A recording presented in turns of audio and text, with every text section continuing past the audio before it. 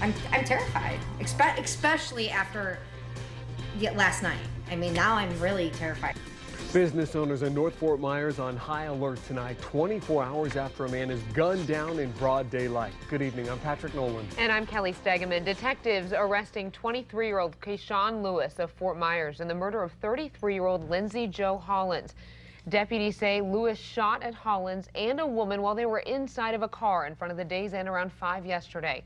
Hollins later died. The woman suffered minor injuries. Today there was a heavy police presence at the suspect's mother's home. Her boyfriend telling 4 in Your Corner a warrant was issued and deputies searched that home for hours, but he says his family has nothing to do with the shooting. He just used my address. That's it. He don't live here. He don't stay here. He just used my address. And you're just dating him? I'm just dating his mom. That's it. Lewis is charged with second-degree murder. No other arrests have been made. The shooting happening in a really busy section of North Fort Myers in broad daylight. And tonight, some nearby business owners say they're fed up with this kind of crime. As 4 in Your Corner's Katie Jones is finding out, they say this is not an isolated incident. Katie? Patrick, workers and clients at a nearby hair salon tell me last night's shooting was shocking but not surprising. They say for years this area has been filled with crime and they want it to stop. It's just very dangerous. You know, nobody feels safe. Sheer perfection surrounded by fear.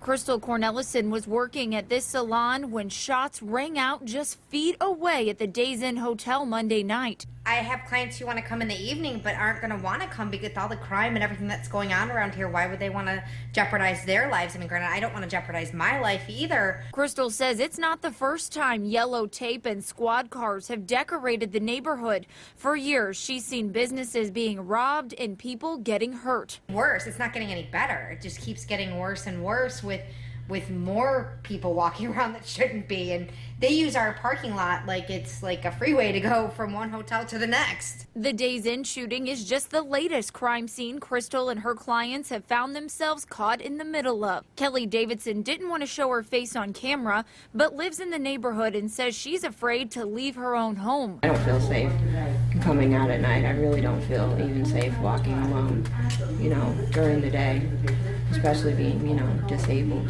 With crimes being committed in broad daylight, the two don't know how much more they can take, putting their own safety at risk while trying to make a living. Which sucks for my business and for my clients because they need their hair done just as much as I want the work. The 7-Eleven that sits right behind the Days Inn where last night's shooting happened has also been robbed multiple times just in the past few years. Live in the studio, Katie Jones, Fox 4 in your corner.